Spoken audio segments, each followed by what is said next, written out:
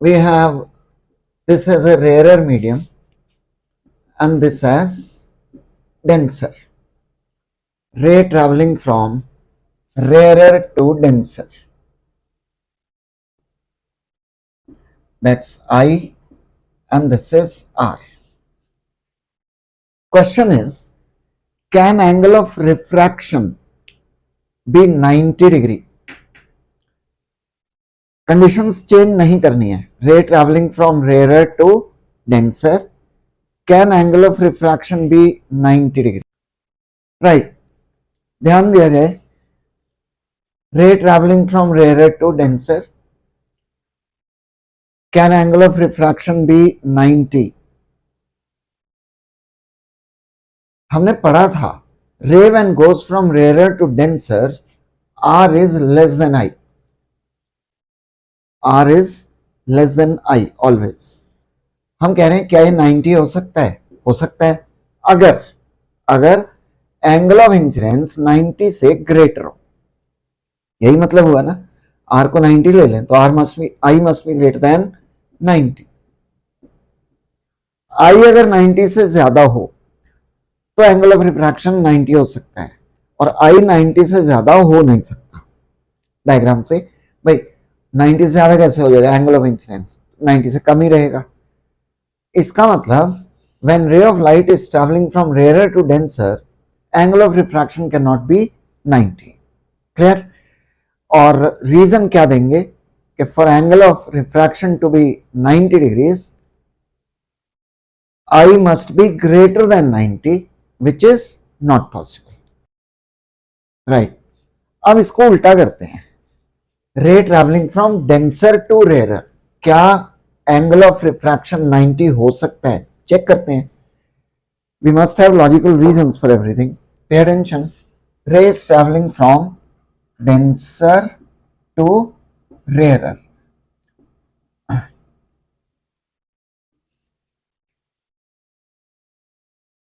That's angle of incidence. This is angle of refraction. R is greater than I. ध्यान रखना. ठीक है. अब हमने क्या किया? एंगल ऑफ इंसिडेंस थोड़ा ज्यादा कर दिया. ऑब्वियसली एंगल ऑफ रिफ्रैक्शन भी ज्यादा हो जाएगा. थोड़ा और बढ़ाओ, थोड़ा और बढ़ जाएगा. तो ऐसा हो सकता है. एक ऐसा एंगल ऑफ इंसिडेंस जब रे ऐसे जाएगी और अगर ऐसे गई तो फिर ये एंगल कितना हो गया? 90 डिग्री. आया समझ में? बहुत सिंपल आइडिया दिया हमने. ये रे जा रही है, इधर बेंड हो गई, एंगल ऑफ इंसिडेंस बढ़ा दिया, एंगल ऑफ रिफ्रैक्शन भी बढ़ गया. तो फिर इसको बढ़ाते जाओ, ये रे इधर बेंड होती जाएगी. तो एक ऐसा एंगल हो सकता है जब ये ऐसे चली जाए. This angle is called critical angle. Critical angle क्या होता है? Critical angle, it's angle of incidence in denser medium at which angle of refraction is 90 degrees. Definition note की जाए. note on the definition. Critical angle की,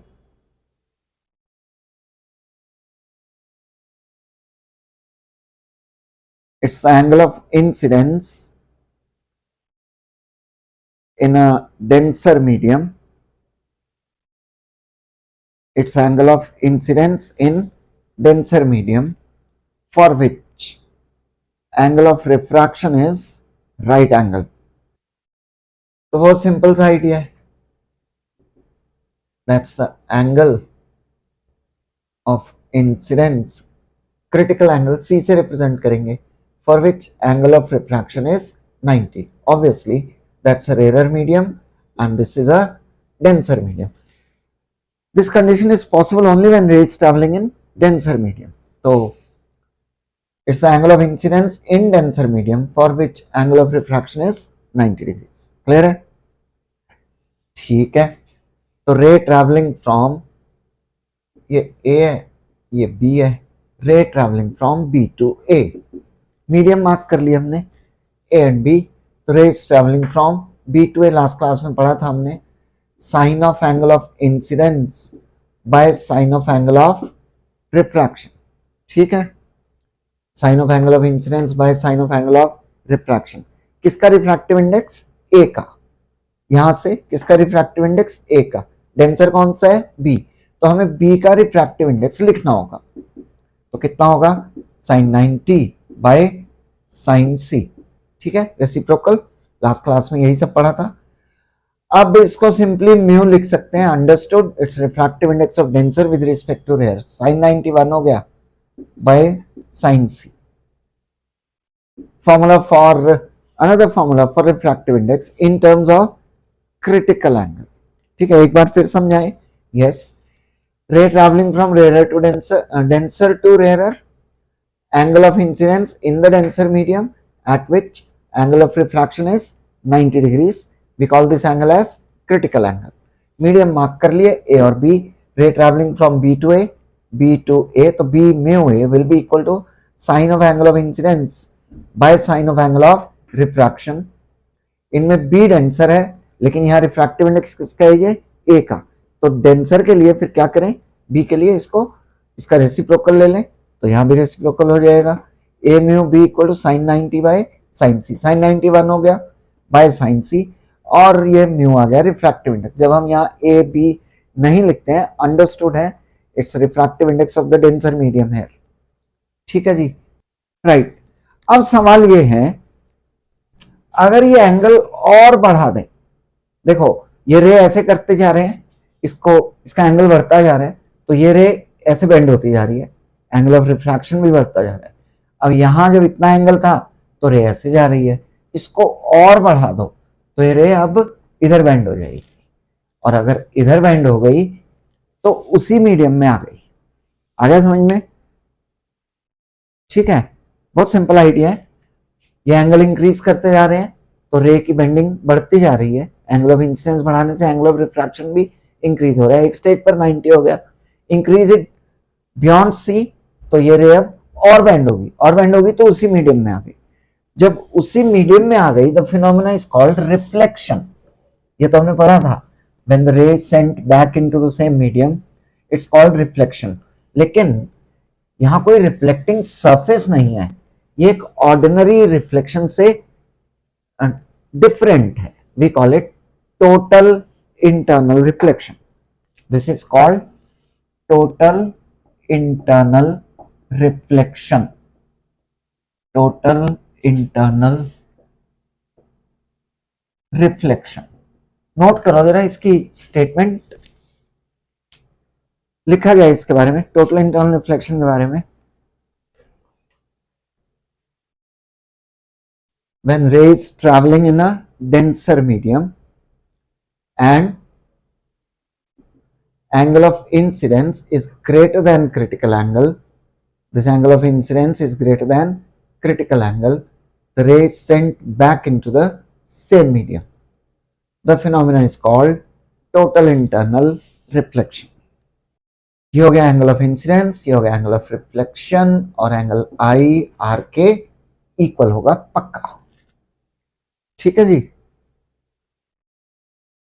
When rays traveling in denser medium, ये कौन सा हो गया? rarer, and angle of incidence is greater than critical angle, then the rays sent back into the same medium. We call the phenomena as total internal reflection. Note करो, conditions necessary for total internal reflection. Note की जाए, conditions necessary for total internal reflection. अगर किसी plane mirror है कोई, light reflect हुई किसी भी सरफेस से अगर लाइट रिफ्लेक्ट हो तो कुछ लाइट एब्जॉर्ब हो जाती है, and it's not that 100% light is reflected. Reflected light की इंटेंसिटी इंसिडेंट लाइट की इंटेंसिटी से कम होगी ऑलवेज। ठीक है, very simple idea. Reason, this surface absorbs part of the light, कुछ एनर्जी इसने एब्जॉर्ब कर ली, तो रिफ्लेक्टेड लाइट की इंटेंसिटी कम हो गई। यहां ऐसा नहीं होता है, entire light is the whole energy is reflected, we call it total reflection, total internal, अंदर ही अंदर हो गई तो टोटल इंटरनल रिफ्लेक्शन। ठीक है, तो there is no loss of intensity और एनर्जी ऑफ लाइट। यहां पर the surface, the medium, जिस भी चीज का बना हुआ है सरफेस, वो कुछ लाइट एब्जॉर्ब कर लेता है। ठीक है जी, ओके, आगे बढ़े। यस, तो few applications of total internal reflection. First, totally reflecting prism. Totally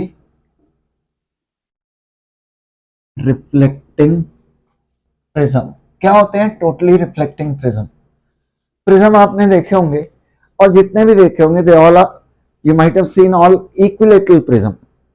सबका एंगल 60 डिग्री होते हैं, इक्विलेटरल होते हैं, all angles are 60 degree each. लेकिन कुछ ऐसे प्रिज्म हो सकते हैं लाइक ये साइड्स इक्वल है तो ये एंगल्स भी इक्वल होंगे 45 ईच, और ये एंगल ये कितना होगा 90। इसे प्रिज्म एंगल बोलते हैं, या इसे रिफ्रैक्टिंग एंगल कहा जाता है। We call this as either prism angle और रिफ्रैक्टिंग एंगल। फिर से बनाए, यस, ऐसे भी बना सकते हैं, एक ही बात है। ठीक है, 90 दिखना चाहिए, इक्वलेटरल ना बनाए। ये 45, ये भी 45 ऑब्वियसली, बाकी दोनों एंगल्स फिर 45 होंगे। अगर रिफ्रैक्टिंग एंगल 90 है prism angle, we call the prism as totally reflecting prism. Prism whose refracting angle is 90 degree, note कर लेना ये। Prism whose refracting angle is 90 degree is called totally reflecting prism। अब इसमें total internal reflection कैसे use होती है ये समझते हैं। उसके लिए ध्यान दो, that's A B, critical angle suppose 32 degrees, हमें वैल्यू दे रखी है क्रिटिकल एंगल की कितनी, 32 डिग्रीज, राइट। तो यहां जाओ, हम इन यहां कुछ डायग्राम्स बनाने हैं, उसके लिए पहले यहां समझ रहे हैं। We have medium A and B, critical angle is 30। तो अगर light critical angle is 32 suppose, 28 degree पर इंसिडेंट है, तो एक क्रिटिकल एंगल से कम है तो रिफ्रैक्शन होगी। वेरी सिंपल, आ गया समझ में भाई? ये क्रिटिकल एंगल से कम है तो ठीक है, फिर तो रे डेंसर टू रेयर जा रही है, रिफ्रैक्शन होगी, राइट। और अगर ये एंगल एग्जैक्ट 32 है तो रे ऐसे बेंड होगी, एंगल ऑफ रिफ्रैक्शन कितना बनेगा, 90। ठीक है, और अगर ये angle of incidence denser medium में 32 से ज्यादा है, suppose 35, suppose the ray is sent back into the same medium, there is total internal reflection। Critical angle कितना था, 32। तीनों चीजें याद रहनी चाहिए, ठीक है, ध्यान से देखो। Critical angle is 32, ray is incident at an angle less than 32, there will be refraction, it's incident at 32, the angle of refraction will be 90, we'll call it critical angle, and if it's greater than critical angle, the ray is sent back into the same medium। ठीक है जी, ये समझ में आ गया। आजकल conceptual question आते हैं, MCQs आते हैं, यहाँ यही चीजें हमेशा ध्यान में रहनी चाहिए, भी आप ज्यादा अच्छा कर पाएंगे। ठीक है, नॉनदलेस ध्यान दिया जाए। Prism is made up of glass, glass का रिफ्रैक्टिव इंडेक्स 1.5 के आसपास होता है, नियरली 1.5, 1.48, 1.49, 1.51, 1.52, तो एवरेज हम मानते हैं कितना, 1.5 होता है। इससे अगर हम क्रिटिकल एंगल कैलकुलेट करें तो it comes out to be nearly 42 degrees. ये एवरेज वैल्यूज हम मानकर चलते हैं। Refractive index of glass nearly 1.5, depending on the type of glass, किसी का थोड़ा कम, किसी का थोड़ा ज्यादा, और critical angle average value 42 degrees. ठीक है, राइट। अब जरा ध्यान दो, लाइट इज इंसिडेंट नॉर्मली, क्या होगा, any ray that's incident normally on a surface goes undeviated, सबसे पहली चीज। ठीक है जी, ray incident normally on a surface goes undeviated. ये एंगल हो गया 90, ये कितना हो गया 45। ठीक है, यहां पर नॉर्मल ड्रॉ किया जाए, ये पूरा 90, तो ये भी कितना होगा 45। नाउ सी, ये एयर है, ये ग्लास है, glass is a denser medium, light is traveling in a denser medium and angle of incidence is greater than critical angle, तो ये रे बाहर नहीं आएगी, there will be total internal reflection, same ना, critical angle 32, ray traveling in denser medium, angle of incidence greater than critical angle, the ray is sent back into the same medium, ठीक है। तो यहां भी ray traveling in glass, glass is a denser medium as with respect to air, और ये angle of incidence यहाँ normal draw करें, ये angle of incidence 45 degree greater than critical angle, so the रे is sent back into the same medium. ये angle भी फिर कितना होगा 45, angle of incidence angle of reflection equal होते हैं, तो ये भी कितना हो गया 45, ये 45, तो ये कितना हो गया 90, 90, तो रे सीधी बाहर आ गई।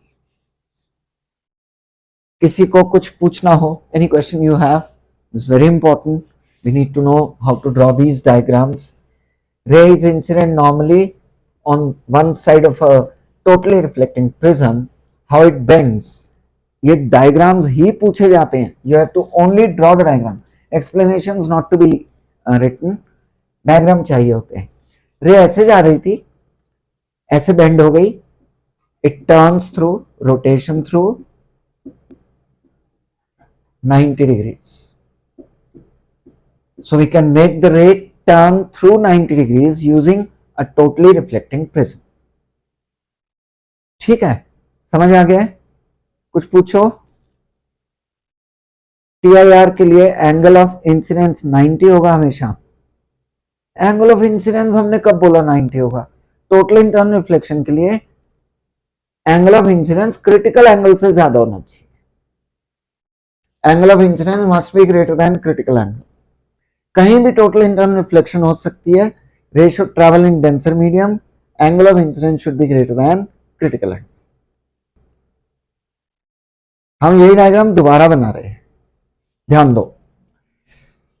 आइसोसेलेस प्रिज्म है, दिस इज लॉन्गेस्ट साइड, ये दोनों छोटी हैं शॉर्टर साइड्स, यहां पर भी ऐसे ही था, दीज आर शॉर्टर साइड्स, रे is incident normally on the shorter side, any one of the shorter side, तो यहां भी ऐसे ही है, the ray is incident normally, ठीक है, on a shorter side, सीधी चली गई, ये एंगल 90, ये कितना होगा 45, नॉर्मल ड्रॉ करो, ये एंगल कितना होगा 45, तो angle of incidence is greater than critical angle, ray travelling in denser medium, there will be total internal reflection, तो ये एंगल 45, ये भी 45, ये कितना आ गया 90, तो रे ऐसे चली गई, द रे टर्न्स थ्रू 90 डिग्रीज, ठीक है जी। तो दैट्स इंपॉर्टेंट पॉइंट, व्हेन रे is incident normally on any of the shorter sides of a totally reflecting prism, it turns through 90 degrees. Statement फिर से बोलें, व्हेन रे is incident normally on any of the shorter sides, it turns through 90 degrees. तो तीन sides हैं, दो equal हैं जिनमें से दे आर शॉर्टर वंस, तो उन पर अगर 90 डिग्री पर इंसिडेंट हो, हमने सेम डायग्राम को दो अलग अलग तरह से शो किया है, प्रिज्म को अलग ढंग से रखा है, तो 90 डिग्री से रे टर्न कर जाएगी। एक और बना रहे हैं, ध्यान दीजिएगा, pay attention.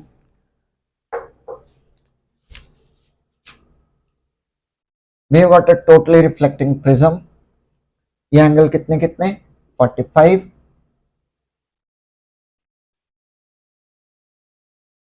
Ray is incident normally on a longer side. Now ये डायग्राम्स एग्जाम में पूछे जाते हैं, तो आपको प्रैक्टिस होनी चाहिए।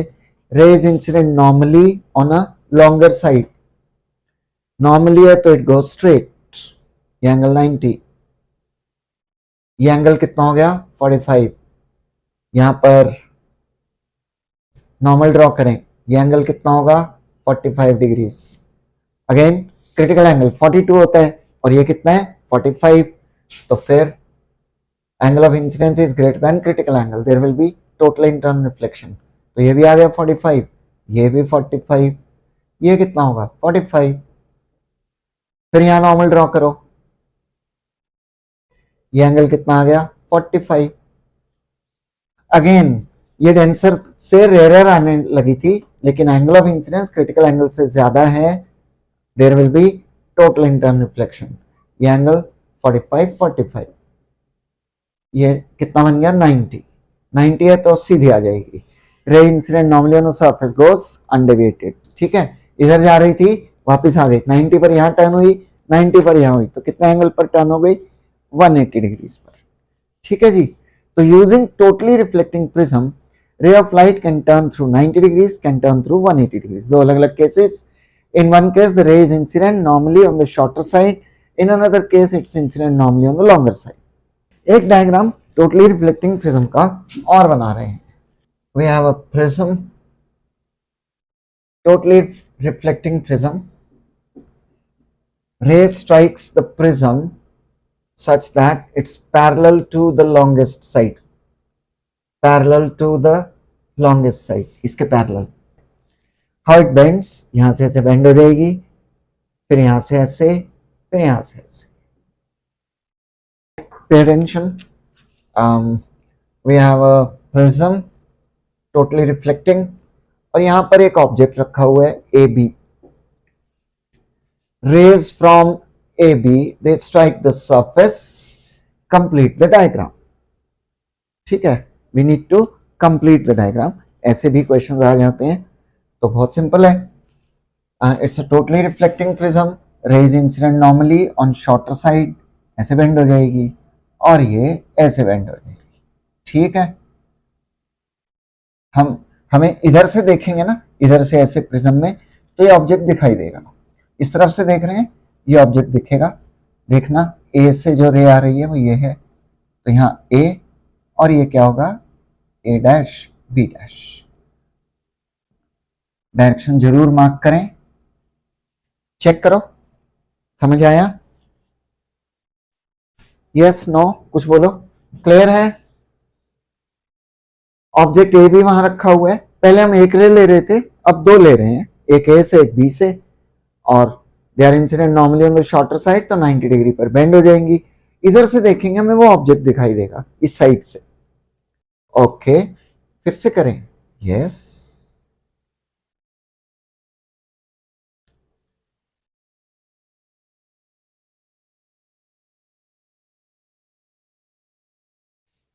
ध्यान दो, we have an object A B and the rays are incident normally on the longer side.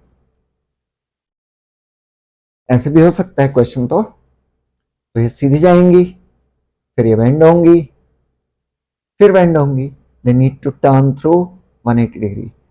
ए इधर है ना, ए, फिर ये ए, ओके, तो ऐसे बनेगा। ये ध्यान रखना है, उल्टा पुल्टा मत बनाना।